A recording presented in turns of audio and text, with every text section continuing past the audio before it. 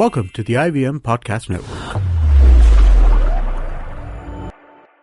Hey, welcome to Geek Fruit Retcon, where we travel back in time to a previous episode from our inglorious history on the Geek Fruit Podcast. Happy listening, you nerds.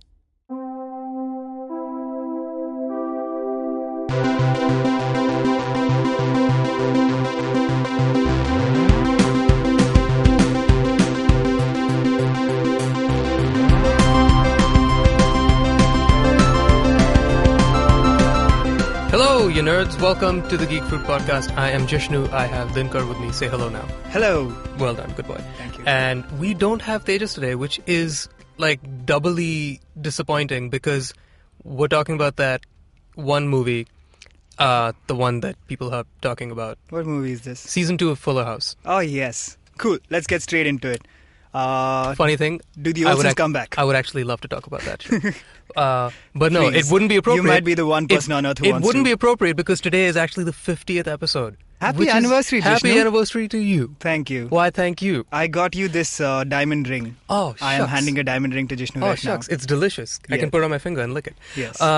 So this is actually quite poignant because our first episode was also a Star Wars film. This is true. And it all comes full circle, which makes me realize that we can do this every 50 episodes. Yeah. This is amazing. So 50 episodes on, we're still on Star Wars, Yeah. is what we're saying. And Yeah. that's fine. And 100 We're episodes okay on, we're with on it. episode 8, probably, Yeah. if all goes well. So The way things are going, it could be like 10 years in episode 1050 and we'd still be on this Star is Wars. assuming, though, that we make it to episode 51. There's never any guarantee that we will go beyond every episode that you hear. This is true. But yeah, so it really sucks that Tejas can't be here today, but he has sent us some charming little voice messages that we haven't heard yet about his opinions on the matter. He can't be here because he had to fly off to Delhi for some work. He was at Delhi Comic-Con just a week ago. Yeah, 2 weeks we'll ago. be getting a report on So that yeah, soon we'll enough. getting those reports as they come in. But first, Star Wars. Or rather, Rogue One, a Star Wars story. I, straight off the bat, have to say, I don't know if I will ever get used to the feeling of seeing these movies. Because, as I recall, the first time that I saw Force Awakens, I saw it with Tejas. We all saw it together. Actually, is it even Bashab as well? Yeah, all of us. Yes, all of us. All of us were there. And as it is normally, just so you guys know, once we see a movie that we know we're talking about on the podcast, if we see it in each other's company, we make it a point to not say a thing after the fact, just so we save it all for the podcast, because otherwise we would just vent immediately and then all the goodness on the episode would kind of be ruined. Yeah. So we kind of do a good job of keeping it to ourselves. The problem with watching a Star Wars movie is that it's only been twice now that we've experienced a new film for the first time. It's that it's a very unreal thing because it was a completely unfathomable prospect, like 10, 20 years ago when we first saw the first few, and then we saw how poorly the prequels were appreciated or not so appreciated. Yeah. And so the fact that like these are going to happen so regularly now, it feels It's so... still sinking in. Yeah. And I don't know about you, but when I sat down, like I think I leaned over at one point, like right before the movie began, and I was like, so we're seeing a Star Wars film, right? Like I didn't have that like butterflies in my stomach because I just was confused. With Force Awakens, there was so much build up because it was so surreal that I think this one, and we'll definitely get into this more later on, is that you can't help but, compare to Force Awakens or compare yourself to the feeling that you had when you saw Force Awakens, because that was like, it felt like popping your cherry all over again. Yeah. You know what I mean? And this was just like second time around, now you can get into the weird stuff. Yeah. And that is, I think, a good metaphor actually for like how this movie, I think, is portrayed. In that overall, while I think it's a great film, much like with kind of what Guardians does with Marvel, and even actually some like even Doctor Strange and a lot of the newer Marvel films, now that a status quo has been established in that we know that we're going to get these movies every year and people have expectations that are being met at a bare minimum at all times, in that they're all going to be Star Wars-y enough that they live in the same universe. Yeah. I think now the filmmakers can get into sort of having fun with it. Like I said, second time around, you get to do the weird shit. Yeah, you've established the rules, now you can bend them. Yeah, exactly. And so that's really exciting. And so after I was done seeing the film, I was just like, okay, after the first movie, after Force Awakens, like single tier car ride back home. Yeah. Like genuinely, I'm not even kidding in the slightest. Single tier car ride back home because I was just like, what are these feelings I'm feeling? Yes, that was a That was definitely that silent was traumatic. car ride. That was a Yes. very traumatic experience. This one was not traumatic, but this one was. Oh, was it not? I didn't feel traumatized like I did with Han. I mean, not the same way. Yeah, because nobody's Han, but it was equally not devastating, but it was just so It does hit you. emotionally draining. It was, yeah. emotionally draining in a very specific way Yeah. that I can't quite explain because So- there's no other thing that gives me this feeling. I think that's and that it's not just because of the story, like you're saying, the Yeah. experience of watching a Star Wars movie. And I think so. I mean, we weren't around when the first bunch of movies came out. We were, I think, of like the age where we'd understand the prequels a bit more. But Yeah. honestly, like I wasn't like, No, absolutely. yeah, like so I didn't watch. I think. I didn't watch any of them in the theater. Now that I think about it, it was all like home video. Oh, really? Yeah, Okay. did you? I definitely saw 2 and 3, and I think I saw 1 in theater. Yes, I did. Yeah, I saw 1, 2, really? 3 in theater. I was a Okay. kid. I didn't, Exactly, get like the it doesn't gravitas. really like I didn't, process in the same way. I was just like, oh, So- it's another Star Wars movie. All right, whatever. But yeah, I mean, We've had like a good 10 to 15 years of fanboying over them, Yeah. like hardcore. Yeah. And now I feel like, so when we watch it now, it hits you in a whole different way. Plus, we're watching it in like a giant screen on IMAX. So, like, Yeah. just that opening blast and like the Right. Star Wars title, like scrolling back and the crawl starting. Though Yeah. this one didn't have one. Yeah. Still, just that music, and you're like, oh my God, we're doing this. Right. So, I think like there alone, that feeling is, I mean, that's going to take a while to get used to. Yeah. I don't think we'll ever get over it. I think if I can put it in one word, it feels like victory. And what I mean by that is that this is like, like what a great time to be alive. People keep saying it like this is the best time to be a Star Wars fan, right? And that's because I think more so than like even Marvel or Harry Potter or DC or any of these other big franchises that are, full of nerdgasm all over the place, is that nobody, even though like Star Wars was a big success in its own right back in the day, after what happened with the prequels, like nobody expected something like this to happen as regularly as it's going to and is happening. Once a Yeah. year at this scale to this much success, like Force Awakens, biggest grossing film or whatever, like top of some couple of 100 different lists for various different reasons. Yeah. Nobody saw that coming. And so I think when we get to see these movies on the big screen and see them produced with such love and dedication and like attention to detail, so much attention to detail, so much fan service, while at the same time so much daring to like try new things and give us new characters and new reasons to invest in this universe, it is such a win for nerds because True. this is not necessarily 20 years ago this was not the safest bet, whereas No. right now It is. wasn't. I mean, like the prequels didn't do well at all. Right? Yeah, exactly. So I mean, so right now there is no safer bet than backing a Star Wars film, because even if you don't win over new fans, there are literally millions of us that will watch every single thing that they put out on name alone. Yes. Right? Like, you could have a Jar Jar Binks 5-minute solo film and charge as much as you would for episode 8. And we And would we go will for it. we will freaking go for it, right? Like you can just Yeah. put Jar Jar Binks on screen for like 15 seconds and just be like, "This is an Instagram movie of Jar Jar Binks," and I will And pay, we would watch and it, I will pay that 200 unfortunately. rupees or 300 rupees or 500 rupees or whatever the hell it is. You know what I mean? So We'd watch it with even closer attention now because Yes. of the whole like Darth Jar Jar business. Darth Binks? What is it? I don't know. Which I find very convincing, by the way. I don't think it'll happen, but it's legit. I would bet my last buck that we have not seen the last of Jar Jar. Really? I don't on think the they'll bring him screen. back. On the screen, we will see No. something. I feel like it We will was see true at one something. point, but that is buried. It's like No. Yeah. I'm not saying like we'll get a full blown movie or we'll get like character development, but we'll get mention of him, or we We'll will see get a silhouette of him pass we will by. see, we'll see something.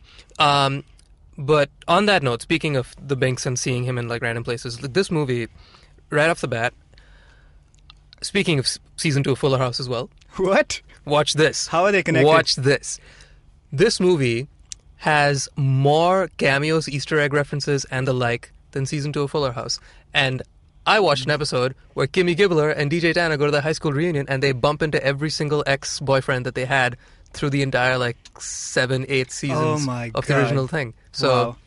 Yeah. I feel like this movie also, I mean, that was very on purpose, right? Okay, wait, hold on. Before we go on, last warning. Do you want to talk more about season 2 of Fuller Spoilerific. House? Yes, okay. I do. All right, okay. But this is going to be That's the important too, I guess. entirety of this movie, and very likely the entirety of season 2 of Fuller House will be spoiled for you. So, listener, beware. Yeah.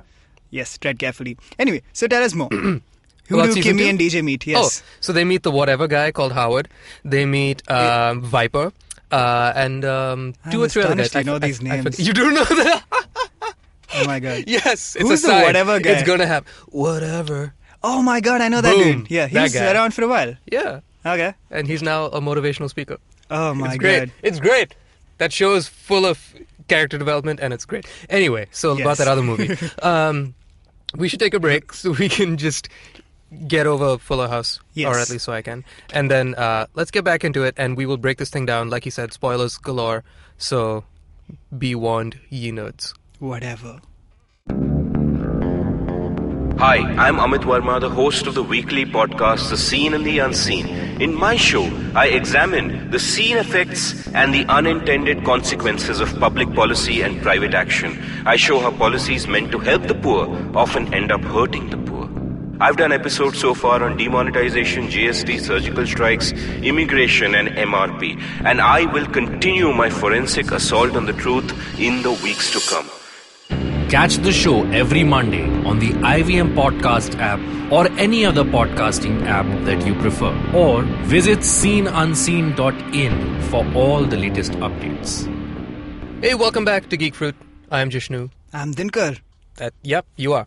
So, Star Thank Wars you for the validation. is a thing that happened just a few days ago, and our world was changed.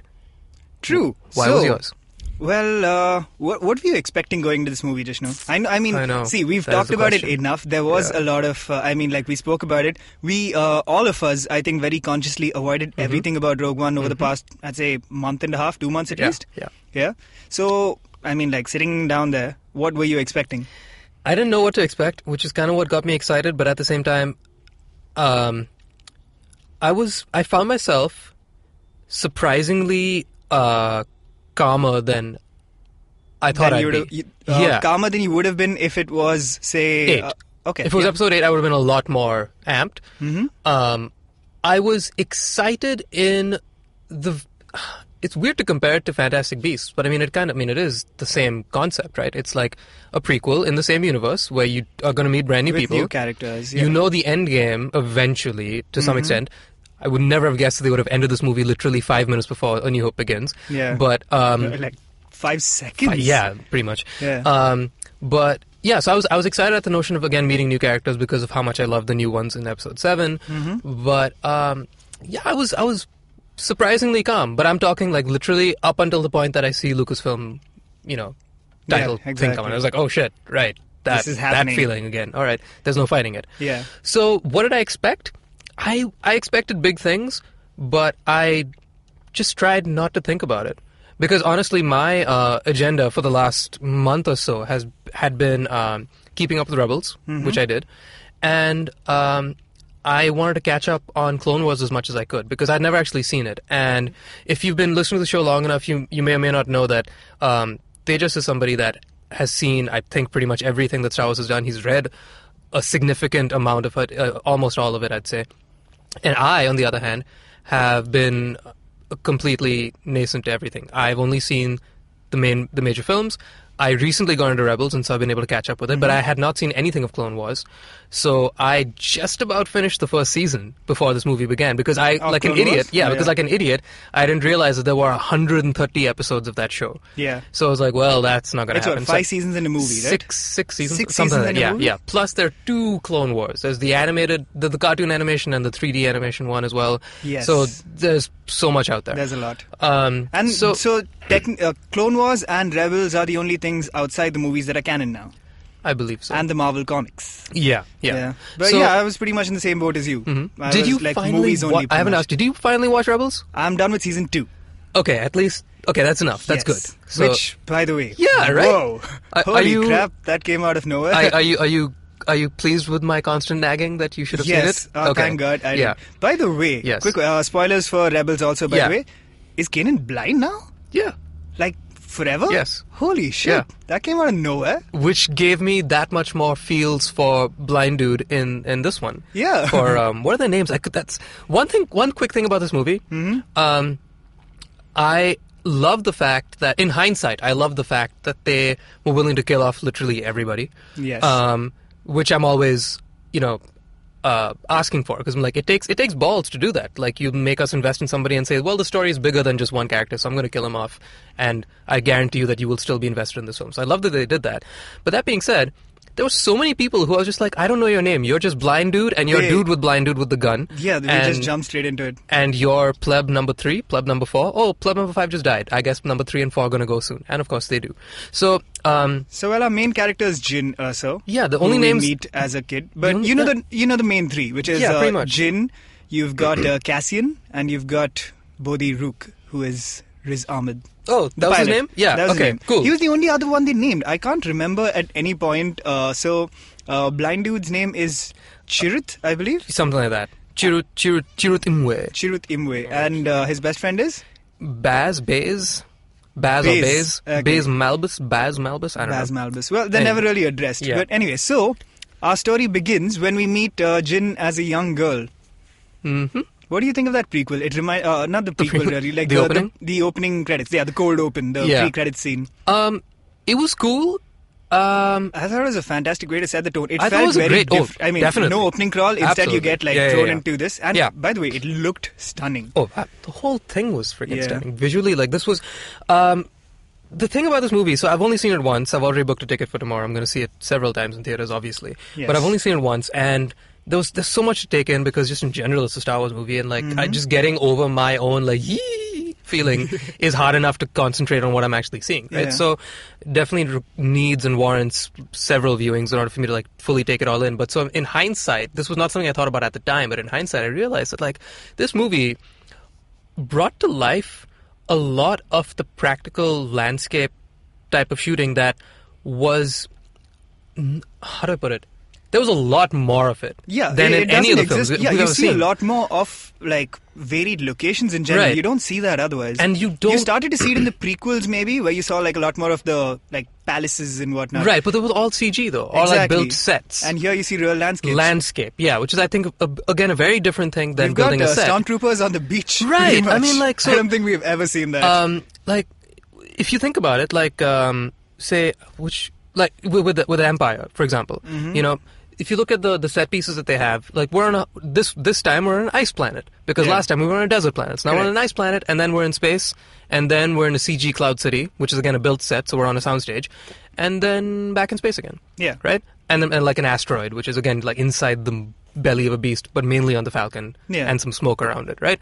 New Hope, again, Tatooine, space, Death Star, Yavin for a hot second. Mm-hmm. That's about it. They didn't do too much landscape, and those landscape scenes are arguably one of the most iconic scenes in every film. Yes. Tatooine's Skywalker looking at the two suns, Hoth battle, Return of the Jedi, the Forest of Endor. Those are the really pivotal scenes in those, not pivotal scenes, but those are the ones that really stick with you. Just they kind of set beautiful. The tone for the movies. That's so beautiful. And this one, seeing such intense action sequences on a paradise of a beach, where I was like, damn, I want to go there for my honeymoon kind of thing. That's that gorgeous. Whole, I was just like, what is this? The grassy knolls that these guys meet on in the pre-credit sequence. Yeah. You don't see that in a Star Wars movie. Is this the first time you've seen grass?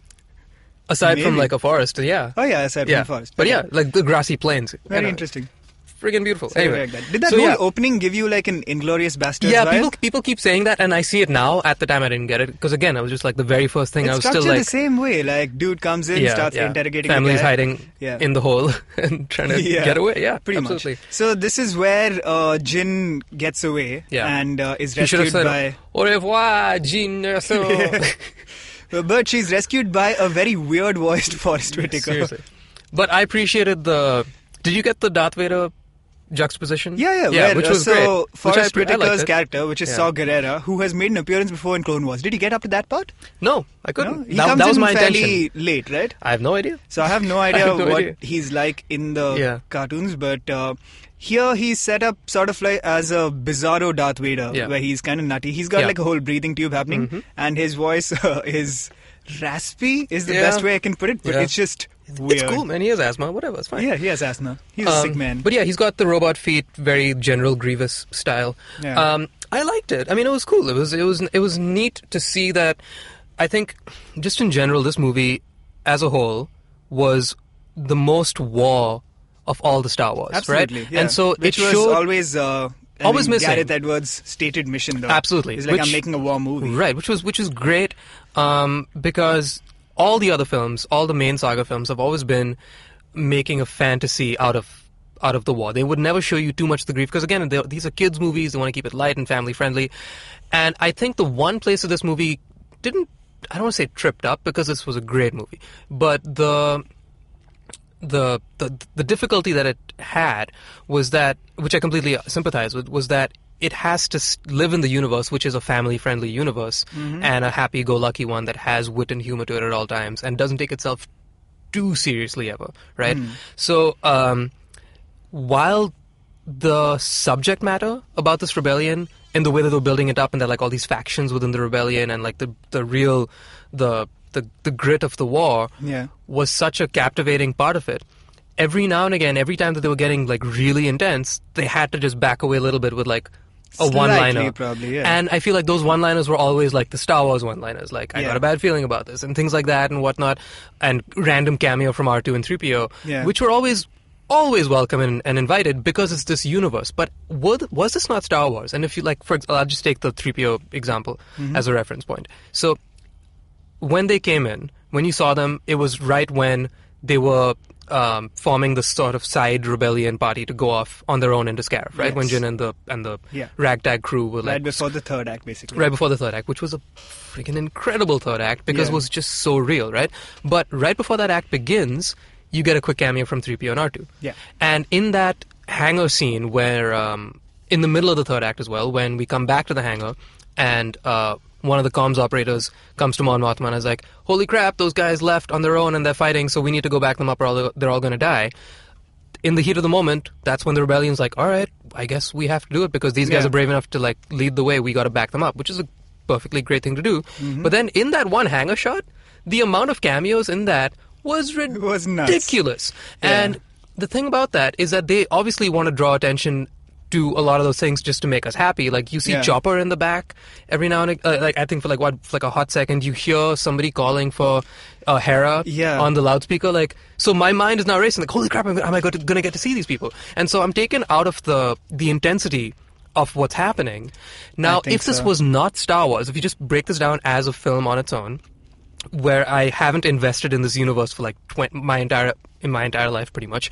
If it was just any other movie, and you just threw away like random one-liners to side characters who you would never see beyond that one line, I'd be saying this movie is confusing as hell, because why are you bringing these random people in here? Why is there so much information that I don't need? So to that end, I think that this trend is gonna continue, obviously, because this universe is so gigantic that they're gonna obviously want to do fan service and give into this and like make us giggle and chuckle whenever we see the dude on Tatooine with the walrus man. You mean the guy at the bar? Cantina Pal. Cantina Pal from Mos Eisley. Like, when you see him, it's like, what? It's great, but you have no purpose and no function whatsoever. There was no. Also, a lot of those guys had no given where function. this movie ends, they survived apparently the destruction of the entire planet. That's a great point, right? Yeah, You're saying they got himself away. off. Yeah, they got away, got to the cantina where they're murdered by Ben. Yeah, they were like, we were gonna die with the Jedis, but now I just died from a Jedi. I guess so. Oh well, whatever. But what I'm getting at is that this movie is so full of cameos that I think are only forgivable because it's a Star Wars film. Absolutely. But on its own, it's an incredibly confused film because there's so much that it's trying to do, and I think that the conflict is pretty evident when you're bouncing between lighthearted K2SO lines, playing plucky comic relief, because every Star Wars film has to have that droid or animal creature like a Chewie to play that role, and then the humans, like Jin and Cassian and Galen, their story is so compelling and whatnot, and they're there to provide the heft of it. The heft of it, that they were never allowed to do it as much as I think one might have liked. Now, obviously, I don't know a thing about what Gareth Edwards was thinking, but, I feel like what Tony Gilroy was thinking. Right, absolutely. Since So he apparently took over the right, entire about reshoot half, sequence yeah, of the it. whole thing. Yeah. So I feel like there was a second movie that could have come out of this, and now I don't. Or the first movie, and what we're getting to see is the Yeah, second movie. yeah, absolutely. And much like with what we talked about with Suicide Squad, and they had the edits and cuts that were made. By the way, I Rogue don't- One, the real Suicide Squad, huh? This is true. This is true. Suicide Squad, everyone lives. This is Rogue real, One, this is so they're true. all dead. What- They look around at each other and go like, so what? We're some kind of Rogue One? Oh, man. Well, Sorry, you were saying. I've been completely You've lost it now. I'm gonna think on that for a while. Yes. So our conclusion, Complete- Rogue I've One is completely the lost- movie Suicide Squad should have been. Damn it! Okay, my bad. I'm sorry, Completely lost Jishnu. everything. What was I getting at? Okay, wait. Okay, yeah, no. What I was yes. getting at is the reshoot thing. Yeah, exactly. So I'm very hesitant to get into it too much for the same reason I'm hesitant to dissect trailers, because there's a completely different agenda at all points depending on who you are. If you're the editor, if you're the director, and if you're the marketing team, right? Because each person creates a completely different portrayal of the film that we end up seeing. Now, as an audience member, if we are savvy to that extent of what goes on behind the scenes, then we claim that we have a claim to how it's made, and we know too much for our own good. And I Yeah, think that probably. obviously being the biggest franchise in the world, we will constantly be probing at it and scoping hey, what are you guys doing? Make sure you don't screw this Yeah. up. I'm gonna kill you. I love this too much. Don't you dare mess with it for me. But it's not fair to do that, because there's no other film that gets anywhere as much scrutiny as these giant franchises do, right? Because the Yes. fans that we are, the nerd fans, are so protective of what we love that we make things really difficult to a fault, I think, for the movie makers. Because every movie has reshoots at some level or the other. True. And some of them are probably even more grand than the Star Wars reshoots. Yeah. We just don't know about it because we don't care about it until we see the final thing. Yeah, they're put out and they're not Yeah, under scrutiny it's as not much. our business. But counterpoint, Yeah. movies any franchise movie, and Star Wars to a major extent, also get a lot of leeway from us. Absolutely. They don't have to be I agree, episode yeah. 7, if we'd seen it from scratch, I don't know what a reaction would have been. True. And honestly, I don't think you can split apart the fact that we're seeing a Star Wars movie from Force Awakens or from Rogue One. Because we are, like we talked about for the first 10 minutes, we're watching it with this thrill and this tingle Absolutely, of oh yeah. my god, I am looking at this Yeah, right now. yeah, yeah. So you can't remove that, it's good for a Star Wars movie, will always be a qualifier. Absolutely, and I think that's fine and fair, because the thing is, like with any other medium, any other film, or specifically any other medium of art, it's if you buy or if you listen to somebody's album 7 albums in, and you haven't heard albums 1 through 6, the creator himself is thinking about it contextually, because all he's thinking of is, all right, I've done these 6 things. The 7th one, I want to do something different, or I want to throw back to my first one, whatever. He does whatever he wants to do. That's his call. That's his right. If he's been allowed the privilege of being able to record and do his thing, and in this case make the film that you want to make, you have the blessing of the producers and the people in charge at Disney and Lucasfilm, then by all means do what you want to do. Obviously you have to take into consideration that billions of people will be watching this, and you're going to pay for it one way or the other. But I mean, we don't have the right, I think, to probe at them to this much extent, so and Maybe. question how you're doing it, because It kind I'm of not feels the director. like it though, because especially now but the director doesn't exist anymore. George is out. So maybe before, say with the prequels, you could go all right, whatever. It's George Lucas's vision. This is his story. This is what he planned all along. Though he didn't. We all know that, George. You made it up. Anyway, but now it feels like a much more participatory process. Like when J.J. Abrams is directing a Star Wars movie, he's as much of a fan as us. Right. It's just that he's way more talented and he gets to actually direct it. Yeah. But it's become more of a process. So I think it's absolutely understandable that we pay this much attention. And while I'm actually kind of in the middle here. I'm just taking the counterpoint to what you're saying. I get it. But so I don't think you've got to nag them endlessly and go you're doing this wrong and look over there. Yeah. We can't be backseat directing Star Wars. Yeah. But there will always be that level of scrutiny. And Absolutely. I know there will be. There's no fighting it. Basically, Star Wars I'm just movies saying are ease up on family. Yeah, totally, Yeah. man. I totally get it. They There's no are fighting our this. It's going to keep cousin. happening. Absolutely, it's going to keep happening. All I'm saying is that, like, don't overthink how they made it. Just yet, just enjoy what they've made, because Yeah. there are so many things along the way. Even with the first six, there are things in Empire, like people laud Empire as like the best one. Mm-hmm. There are probably things that were left out of there that like would have made it significantly better Yeah. that you don't know about. But like, don't lose sleep over that fact. Just you're enjoying Empire because it was like the first one that really blew you away. Or if you're like me, and New Hope is my favorite one. Empire's a very, very close second. I enjoy New Hope as it is. I'm like, I don't question like how it was made, or like, you know, what could have been and things like that. Yeah. Like, it's a thing. It's done. It's cool. There is no end in sight for these movies now every year. Yeah. So just revel in the fact that you're getting a new one. There are gonna be bumps along the way, because that's life. You're not gonna find a perfect 10 at all points. You're not gonna find a perfect 10 at all points.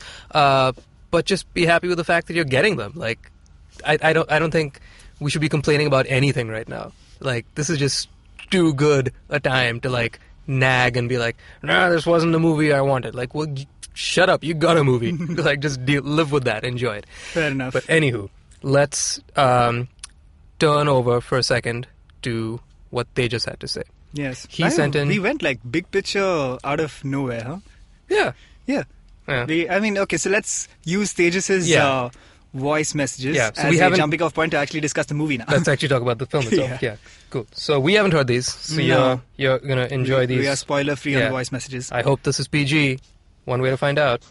So, I'm going to start off by saying that I really enjoyed Rogue One, and I really liked the movie. I don't love it, but I'm sure I'll love it because I'm a Star Wars nerd, and I, eventually will end up watching it 300 times over, and I will love it. But there are a lot of things that I really, really liked about it, and one of the main things is the departure from what we know as a, so to speak, Star Wars movie. There are a lot of tropes that are very much Star Wars-like. But I like the departure from some of its own stereotypes. For example, I like that this is a team-up movie and that it's a bunch of people doing it as opposed to a more singular hero like we have Rey in Force Awakens. And though there are supporting characters in Force Awakens as well, this feels more like what Neha Matthew told me, frequent Geek Fruit collaborator. She messaged me before the movie. She said, "This is the best Suicide Squad movie I have seen," and that's actually true. There's a lot of Yeah, right, Neha. Oh my squaddy God. moments, and I like that there's a good team and lots of supporting characters instead of one lead character. Even though Jyn Erso is the lead character, I still felt like this was a good team-up movie, and for that reason, I enjoyed the movie. Wow. That was voice message number 1. 1 of 5. Okay. And damn, way to be on the ball with that. I agree with him there. I think I really liked the movie. I don't know if I loved it. So, like, walking out of the theater, Yeah. I was like, I love this movie. Yeah. A day and a half later, Yeah. I'm like, okay. Yeah. There were problems. There were Yeah. clearly, issues. Yeah. But, okay, to start with, Mhm. so again, literally illustrating what you were talking about, Star Wars movies get leeway from us. And I feel absolutely, like yeah. this movie was... Well, it was written, it was created in a way that kind of ensured it. I mean, it was pushed as a standalone film. It's like, oh, you don't need to know anything about Yeah. the universe to Yeah. like just jump in and watch Yeah. Rogue One. Yeah. But it's not really a standalone film. It's Not like at all. right on the border. It's a perfect prequel. They're Because always gonna it say that. begins it ends literally, as we said, 5 seconds Yeah. before A New Hope begins. Yeah. So, call it whatever you want. It's a prequel. Yeah. It's not really standalone in that sense. No, absolutely. It's almost more of a prequel than the actual, the actual what we prequels, consider yeah. prequels. Because it's very it ties time sensitive. right into the story. It's incredibly time sensitive. Yes. Because there's so many things about so if you think about what's his name? Senator in this forgetting his movie? Amidala. Not Amidala. Jesus Christ. How am I What? doing this? Organa. Yes. Christ. Yeah. Bale. So he comes in for like a hot second, right? Yeah. We see him literally 3 times. We see him pop out of the shadows for like a second at the end of like the introduction with Mon Mothma and Jyn at the thing. He's just like, "I'm here, by the way," Yeah. and you're like, "Oh my God, you're here!" But he doesn't do anything. He's just like, "By the way, look at me." And if you haven't seen the previous movies, you're like, Yeah. "Why am I looking at a random dude now?" And people around me are screaming, like, "What's going on?" Yeah. Right. So that's And it one. seems like an And important two- moment. And two, the most important point, the whole point of him being in the film is to say the line of like, "Yes, so there's a Jedi friend I know with some dude hiding away somewhere." Yeah. And there's a girl who I trust in my life. Which, if you don't know anything about the Right, it makes about no sense. Star Wars, it's a total non sequitur. And so then the mind-blowing reveal at the end, when she just comes back in, if you don't know who she is, it's like, wait, what? Why is croissant head lady? Yeah. Like Who what? dis? Yeah. What? So it's completely. Why does she get It's the completely data? out of nowhere. So this is far more of a prequel, I'd say, than any of the other ones. because- Absolutely. yeah. By the way, Jimmy Smits, who is Organa, You mean Law and Order SVU? Lana, yes, Yeah. and he was on Brooklyn Nine-Nine the other day. I literally saw that episode the day before. He plays one of the main characters' dads, Nice. Amy Santiago's dad. He probably shot this like just on his lunch break. Yeah, he plays this like Cuban guy with this like funky ass Cuban mustache. It was Nice. hilarious. And then like a day later, I'm watching him in this. I'm like, oh hey, Yeah. you again. Okay, let's move on to part 2 of 5 All right, yeah. of the Tejas logs or Yes. whatever. But here's what I didn't like about the movie. And I think a lot of the problem lies in its principal character, which is Jyn Erso. Not to say Felicity Jones didn't do a good job, but I don't think she had enough to go with. There's not a lot of substance in the main two characters. For example, Jyn Erso, and it's kind of referenced in the movie itself, is that suddenly, because her father is involved with this, suddenly she finds motivation to be part of this battle, which has been going on for God knows how many years, like since the Empire was founded. So I think there was a lack of depth for her character. I'm okay with it because I thought everybody else was great. I thought Chirrut and Baze were great. They had a great kind of relationship in this whole, one is religious, one's kind of agnostic in many ways. I loved K2SO. He was obviously the smart aleck. He's the witty one of the movie. And I think Cassian also has a lot of depth. We just didn't see it.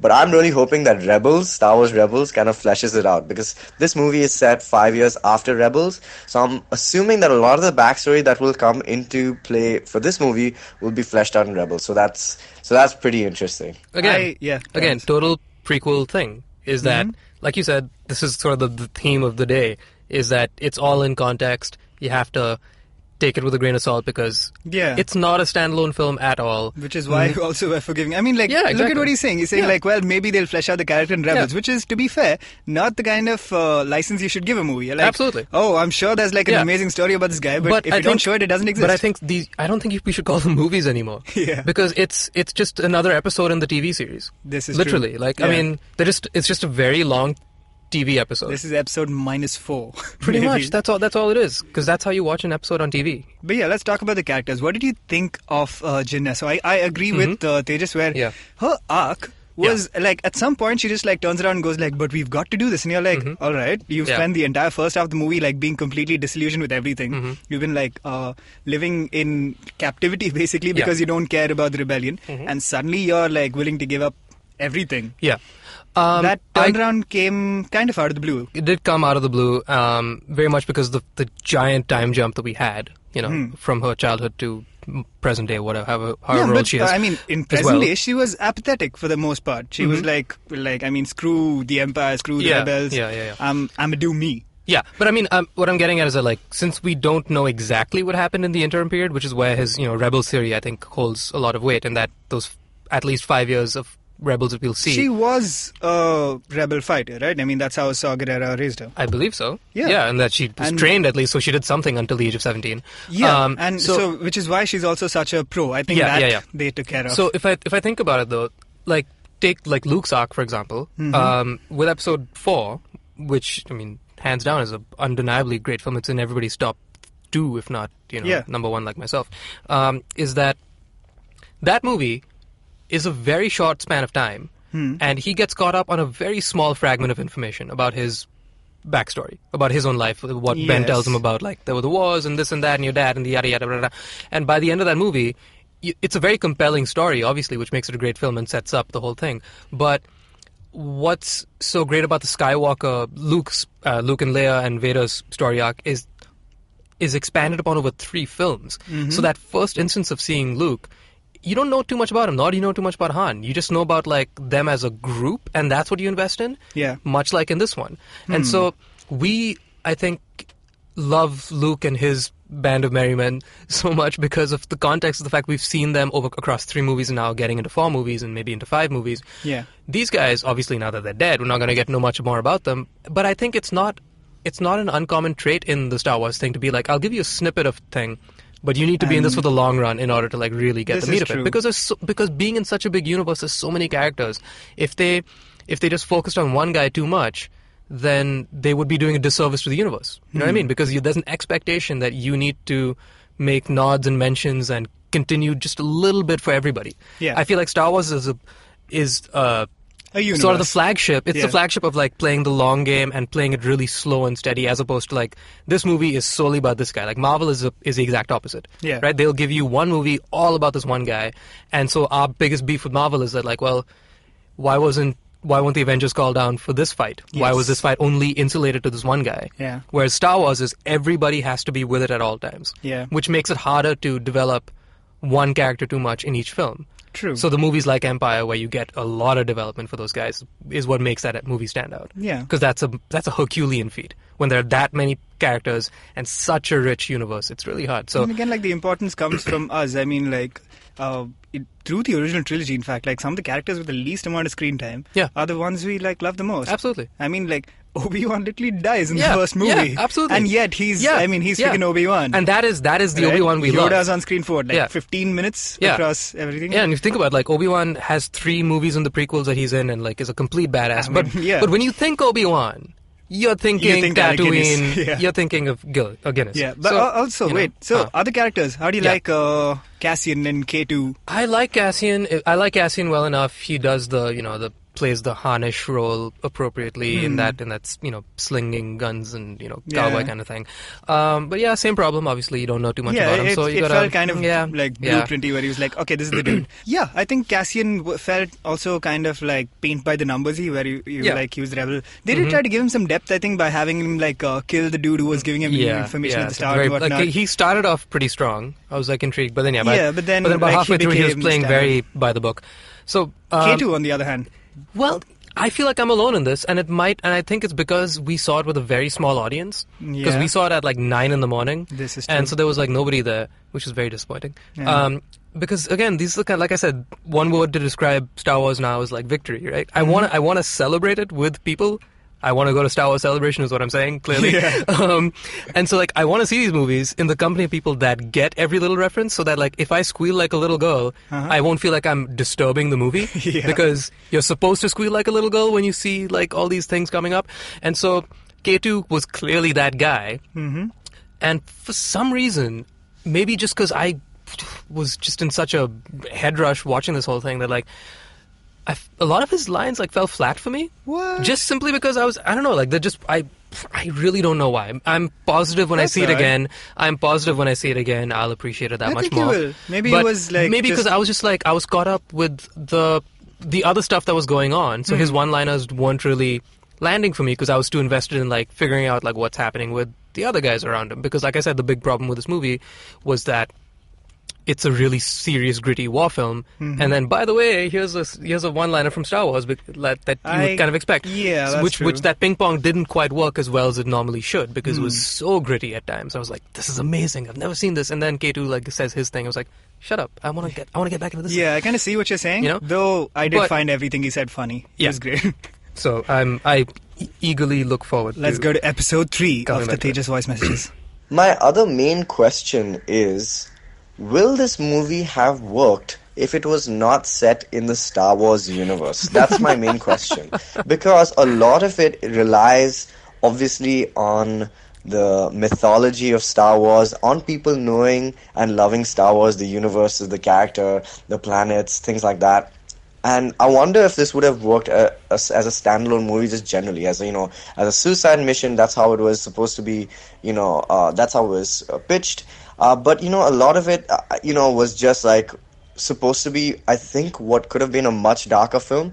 But because of the reshoots, they tried to make it lighter. And I think that's where there is a problem. I would have preferred a much darker film even for this. But I think it's because it's Star Wars, it has to be a family-friendly movie. They had to do it. But I think as a standalone film, I don't know how well it would have held up. But I still love it. I still think it's great because there are lots of great, throwbacks to a lot of things. And I think this movie works for me in a lot of ways because it kind of knows who I am as a film goer. in terms of being a Star Wars nerd. So I really enjoyed some of the stuff, including the weird CGI Tarkin. Lots to talk about that. Yeah, I'm so glad we're going to get into that because I'm dying to talk about that. But no, I love that he's literally said everything that we've already thought about. This shows that we too are a Suicide Squad. Wouldn't you agree? Yes. But it's a totally valid point. Absolutely, I agree completely. Same deal with episode 10, season 2, when they have their high school reunion. TJ Fuller and Kimmy Gibbler, they have to meet the people from the past because it's just part of the way Full House works. You have to have those episodes. Yeah. So it's a relevant thing. It's all about context. Okay. Why are we talking about Fuller House?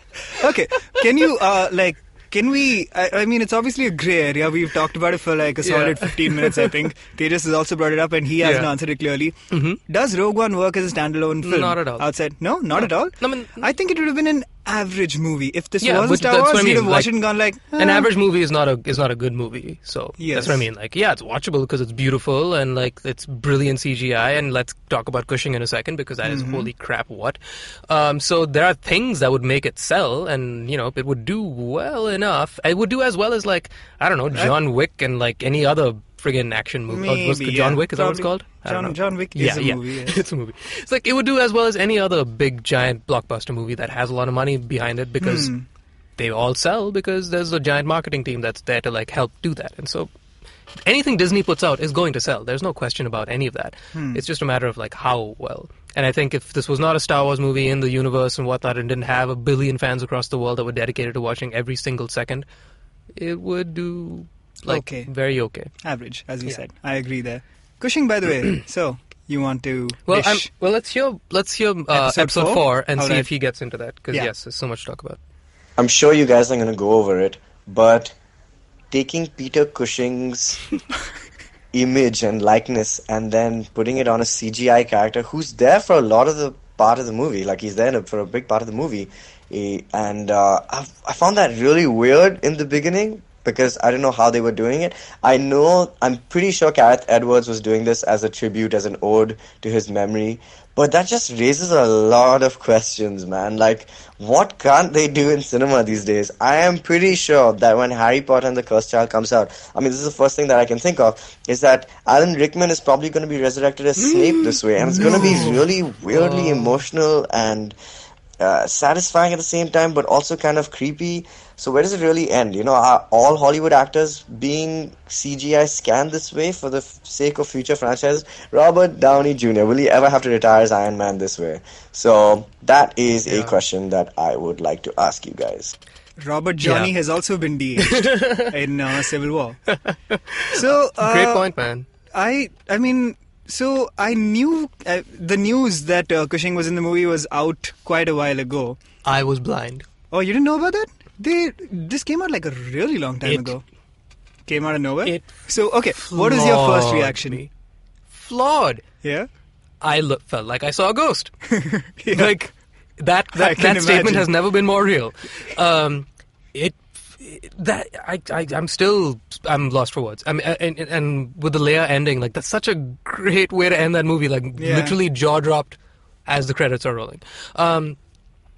I thought they wouldn't show a face, but then they did. Yeah, I know exactly. I was like, how can you do this? I was like, you're going to end it on a silhouette? That's kind of cool. Holy crap, you did it. You showed the face. Did you? Okay, wait. Let's talk purely in terms of look. Yeah. Were you convinced by Cushing? I was convinced. Yeah? I was convinced enough because, again, it's a nascent piece of technology. Like this is groundbreaking stuff. So you have to grain of salt. It's version 1.0, right? So it's only going to get better, and it's because it's Star Wars. I want it to win, and I don't think any of us that are listening to this podcast that are willing to listen to two idiots ramble for 51 minutes about Star Wars can lie to themselves and say you're not constantly rooting for them to impress you. We're on their side. We want to be impressed, right? So when I saw him on screen. If it were any other film, I would have raised an eyebrow. Like, for a long time raised an eyebrow. Like if it was Alan Rickman as Snape? Yeah, even if, good example. Like, I am not rooting for Harry Potter nearly as much as I'm rooting for Star Wars. So if I saw it for the first time with Alan Rickman as Snape, let's say, I would have probably scowled at it and be like, this is weird, man, what the hell? But now that I'm seeing him again, I'm like, I have dreamt about this. Because I loved Grand Moff, and I was like, I wish I could have seen more. And now I'm getting more. So, like... Yeah. it's like with music. If you listen to bootlegs of somebody posthumously, and they release demo recordings of somebody, you're listening to somebody that is dead, but you kind of have the blessing of their estate or of their next of kin, or somebody has to legally back this up. And actually, Vulture there are a couple of really great articles. I read one that Vulture posted where they interviewed Disney about it, and Disney said that obviously they took a lot of time and effort and spent a lot of money to make sure that this was legal and this was okay, and they had a note at the end of the credits saying thanks to the estate and whatnot. So. Yeah, morally speaking, is it cool? That's always going to be ambiguous because it's the most personal thing. It's somebody's life, so it's on the family to, I guess, decide. Like and I believe it's different, at least in America, it's different in different states. The laws on how you can use somebody's posthumous image is different. Like, and I believe, if this Vulture article is accurate, that Elvis's family, their estate was the first one to like get all this shit together because there are a lot of Elvis impersonators. So I think it's a cool piece of tech that can be used well for the right reasons, if used well and for the right reasons, and used with, how do I put it, tastefully. If you use it just enough. Fine line though, very fine line. I know it's. I hope it doesn't become a regular recurring thing, because there's also a giant crutch that this involves. It's like, we need this movie to sell. Well, we could put dead so-and-so in this movie for like a half a second and people will pay money to see dead so-and-so again. It's like, yeah, or I would. young Robert Downey. Yeah, like you pay to see hologram Michael Jackson and hologram Tupac. Yeah. Same thing. It's like, well, don't base an entire album off of hologram Michael Jackson, because... Well, Tupac's released a lot of albums after he's dead. This is true, but not a hologram And Tupac. Michael Jackson released, one album? Or one single, was it? I don't know. Anyway, so that's we didn't listen to those, and yet... one thing that I was astonished by was how bold this was. I mean, so when you see a young Robert Downey Jr. in Civil War, it's literally one scene, and they put his face right up there in the foreground for like... To like show it off. To show it off. Look at how good for we like are. 10-15 seconds, but it's one scene, a few shots. Yeah. This... Well, I mean, like, he's got a proper role, more or less. Yeah. He probably had more screen time than some of your minor characters. He had more screen time than he ever did alive. That's actually true. Right? I was astonished by that, because I assumed when I read the news, I was like, oh, he's going to, like, pop up in the background somewhere, maybe, like... Yeah. Say a line or I two. didn't even expect him to say a line, honestly, because I was like, how are they going to do that? How are they going to do that? Yeah. But they did. Holy crap. So... I'm a fan. I like another point I'd like to make. I agree with you. I think it's a fine line, and I feel a little dicey about it because I'm not sure where that line should be drawn as of now. I also felt his CGI face was convincing. Convincing enough that maybe if I didn't know he was dead, I'd be like, okay, that dude looks a little plasticky, or maybe something he looks like a little that. pale, but Leia, on the other hand, I felt looked kind of fake. Yeah? Yeah.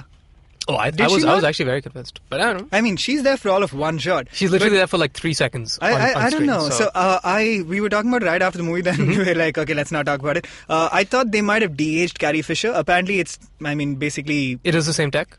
It's the same tech. Yeah, they used like footage from. Yeah, so Carrie Fisher was not involved at all. But so I mean, another tiny Easter egg which I didn't know about until I looked up all the Easter eggs was that a lot of the fighter pilots from the Rebellion, the original Goldwing guys, they recycled footage from A New Hope, which was really cool because they touched up the footage such that like I didn't bat an eyelid, and that's great. So I mean, like, that's nowhere near as morally grey, but again, it's like you're using footage from somebody else's film. Isn't that cheating? But it's in the same universe, so it's not really cheating. You know what I mean? Like it counts. It's like, who cares? That's what I'm getting. It's like they made a great film. I don't care how they made it. One advantage Star Wars has always had, by the way, is, you've got everyone in masks and costumes. You could actually just keep doing this forever. Yeah, true. Except, you can't replace James Earl Jones' voice, but apparently now you don't have to. Yeah. He's probably said enough stuff in his life that you can cut off. So long as he's said the word power, you've got it. Like he can just like walk into any movie at any point in time where somebody's like, "Oh no, we need batteries for the hyperdrive." I have power. Oh shit! Darth Vader's here. Cool, we're done. Cut and paste. I have power. Okay, brace yourself. Episode 5. This is the finale. My final thoughts are that I like this movie. I'm glad it's not, probably, I hope not, because of the ending, not going to be a franchise of its own. I'm glad it's a standalone film, and I'm really excited to see Cassian's journey and maybe a little more of Saw Gerrera. in Star Wars Rebels. That's what I'm most excited about. I think if you guys have noticed, there was Chopper in the film. There's a what do you call it? Little announcement at Yavin 4 saying General Syndulla, who's a main character, Hera, in Star Wars Rebels. So all those really cool connections made it like cool fan service for all Star Wars Rebels fans and Clone Wars fans. And I'm hoping to see this movie fleshed out in that show. But as a standalone film, I liked it. I thought it was good. I don't think it was great, but it was good. And it was pleasing to see Darth Vader, even though he was completely unnecessary in the movie. They just did that to kind of get people excited. And granted, I was excited, even though he's sounding much older. Obviously, James Earl Jones, he's sounding much older, but still enjoyed it. Still enjoyed him seeing the Force choke. That was awesome. Yeah. I liked it. And R2-D2 and C-3PO. That kind of made me all giddy. But yeah, I liked it. Yeah, I didn't think it was completely unnecessary, but I agree that it wasn't absolutely necessary, but it did do an amazing job of like uplifting that third act. Because that third act, I think, was one of the strongest third acts of any of these movies. Absolutely, yeah. That third act was the third act redeemed the movie to a large extent. The second they land on Scarif, it's just boom, boom, boom. Because I'm assuming and it's all pretty much like just one big. There's very little story, but just the way they pull it off. I'm assuming the entire third act is basically like, hey, where can I get network? Yeah, I know exactly. Right? The whole friggin' thing. It must have been intentional to like mirror Endor, right? Yes, like that was very intentional, pretty much. And I think Endor is also, might be my. Other than I don't know which is my favorite because I've only seen this the one time. But Endor is probably one of my, if not my favorite, third act sequence.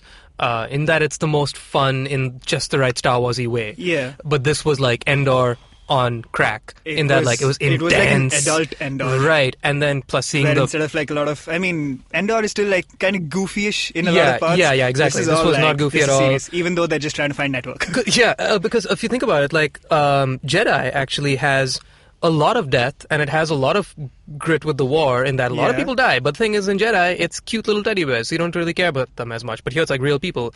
And for the first time, I feel like you're really seeing Vader doing a lightsaber battle where he's just going for it. Monster. And so that alone made it completely worth it. Because like his Force choke was always cool to watch. It's great. And his very Mr. Freeze line. Jesus Christ. Oh my God. Like Arnold Schwarzenegger. We could have been watching was, Batman and Robin. Seriously. I don't think that's very forgivable, but it's whatever. It's Star Wars. I love you anyway, man. Never talks like that. I know. Like, it's just like, what? And he stopped, paused for thought, turned around really slowly, and like, so it's like, he knew he was giving a line. It's like, Vader doesn't give lines like that. He just and then he doesn't cool. do it after stuff. That. So do you think, like, after he did it, he was walking back and he's like, dude, what did I just do? You know what? I'm going to stop doing that. And which is why we don't see him talk like that in the rest of the movies. Because he's ironing out the kinks in his villain persona. Yeah. And also, like, it's a tiny little detail. Since we've seen, so you saw the ending of season 2 of Rebels, right? Yes. With Ahsoka and Vader. And Vader. So, by the way, guys, if you haven't heard the episode, we did an episode about the season 2 of Rebels, which is, just to catch you up, like I said, this is a spoilerific show, so I'm going to spoil Rebels for you right now. We get the return of Darth Maul, and Vader comes back and confronts Ahsoka, which is a long-awaited ending to a saga between the two of those characters through the Clone Wars. So it's an incredibly pivotal point. So that season finale just floored me, and I put that season finale as up there with any of these movies. Like that 40 minutes of screen is just as impactful as any of these movies. So if you haven't seen Rebels, you really need to see Rebels now, like desperately. I wouldn't have said so even one episode prior to the season 2 finale. But anyway, what I'm getting at is, after we saw that battle between Ahsoka and Vader where they like really full on go for it, the great thing about the animated show is that animation has come so far that lightsaber battles on that show are beautiful just because of the way the lighting moves and whatnot. And so whenever we saw Vader fight Luke, or even just use a saber like in general with the original movies, he would never move too much because he was like little stompy with the way he moved, like kind of slow and just very powerful, but not too quick and like flashy. And this time when he like marches down that hallway, it was like really like smooth and swift and like really ninja-y. Like it was very different, which a different person playing the guy. So it's honestly what you've always imagined Vader to be in your head. Exactly. It came to life. I thought that was the best moment of the movie. Like, absolutely. We firmly established this movie is a Star Wars movie. We have to give it that. Yeah. Which is why I think it's fine that they included Darth Vader, because that moment alone lifted it like way past what I thought the movie was up to that point. Fantastic sequence. Holy crap. For like those 2 minutes, it turns into like a horror action movie. Yeah, it's suddenly. like a genocide. You see it happening. You basically see terror on those dudes' faces. Right, man. Like, that was insane. Like, it was Vader like sticking guys to the ceiling, cutting people in half. Right, like I really wanted to see Anakin like kill those kids, because that would just give me that much more investment in like how bad this person is. But he's like, if we show the kids dying, then this is going to get way too bad. Let's just show like adults dying, because that's a lot easier to stomach. Yeah. And I'm glad they did, because it takes balls to do that, because it's a very bold move. So what I appreciate the most about this movie, in conclusion, is the fact that they took a lot of risks to go out of the box and try new things. So I am that much more excited now for the Han Solo film, because now that they have established, hey guys, this is the new status quo, that we're going to break away from the Star Warsiness, I'm optimistic that, again, just mainly because like Kathleen Kennedy's behind this and she's a friggin' genius, that as we get more of these solo flicks, that they're going to be that much less shoehorned with the Star Warsiness, that I feel like it's going to be better written for this, because I think the learning curve, from this, like with Learning Curve from New Hope, from Force Awakens, Episode 8, I highly doubt is going to have as much scrutiny as like, oh, it's so much like Episode 5. I don't think that trap is going to be fallen into as easily. So I think with the Han Solo one, I'm really hoping for like a really cool, mercenary, out on the run, smuggling from pirates and things like that, like something like in that vein. And I hope that the Star Wars family-friendly fun will be better placed. This was a little too shoehorned in, basically. Yeah. Okay, but that didn't enough. ruin it for me in the slightest. It just made it like, yeah, cool. It's true. Just a not-so-gentle reminder that this is Star Wars. So, I guess, we have to shut this down because we're running out of time. We have a ton of stuff to say, but to reiterate what Tejas has said and what we've been saying repeatedly is like, well, problems, but we like it. We liked it. We like it. Is pretty much where we are. Great movie. We loved it. But also some issues that, we're fine with. So if the Suicide Squad comparison is any sign, we ended up talking about Suicide Squad on like 4 other episodes after that movie, because you guys wrote in so much about Suicide Squad. So I have faith in you guys, you nerds. If you had as much volition to tell us about your thoughts on Suicide Squad, I'm pretty sure you have a lot to say about this movie, so please... The real Suicide Squad. So please write in and let us know what you thought. If you agreed or disagreed with any of what we had to say, we're always up to listening to you guys. Where can they write in, Jishnu? They can write in at contactgeekfruit@gmail.com. You can go to our website at geekfruit.in and click the little contact button, where we also have a bunch of articles coming up in the pipeline. Obviously, this one is going to have a big one as well. And if you guys want to contribute, by all means, please drop us a line. You can also reach us on our Facebook page, Twitter, Instagram, the usual. We're all at Geek Fruit HQ on all of the above. Otherwise, you can reach us individually at Twitter. I'm at Jishnu Guha. Dinkar is at Dinks. We have yet to confirm if it is a Dinks Thinks or a Dinks Thinks. I'll take either. All right. Tejas is at Tejas Menon. So reach us any which way you'd like. But yeah, so please let us know what you thought, man. And we did get some emails from a couple of you guys, but we didn't want to get into them this week because we've barely scratched the surface on this thing, and we knew that we'd run way over time. So we'll get to you guys next week, I promise. So keep writing in, please, and thank you. Thank you. You nerds. We are fortunate to be part of a period in our country's existence which will forever be remembered as the time when entrepreneurship boomed. Everyone's got their own company, everyone's doing their own thing. It is amazing, I love it. And if you want to hear the stories of these entrepreneurs, then tune in to My Neighbor Zuckerberg, where Munaf and Nabil trace the unknown stories of active entrepreneurs and what makes them who they are today. Catch new episodes every Monday on iTunes, Stitcher, the IVM app, or wherever else you listen to podcasts. Start your own company and listen to it on that app if you want. Excuse me भैया, excuse me. बोलिए madam. Menu में क्या है? Menu में scene unseen है, podcast है, on course है, Cyrus है, made in India, rediscovery project, empowering series, sex wax है, आईवीएम लाइक्स है, सिंप्लीफाइड है, कीपिंग इट क्वियर है, थिंग्स एंड डेस्टिनेशंस है, माय नेबर ज़करबर्ग है और द फैन गराज है. आपको क्या चाहिए? एक बार रिपीट कर देंगे क्या? रिपीट नहीं करता हम. आप जाओ ivmpodcast.com पे और सुनो ये सब, या फिर डाउनलोड करो उनका ऐप. सब आपकी उंगलियों पे.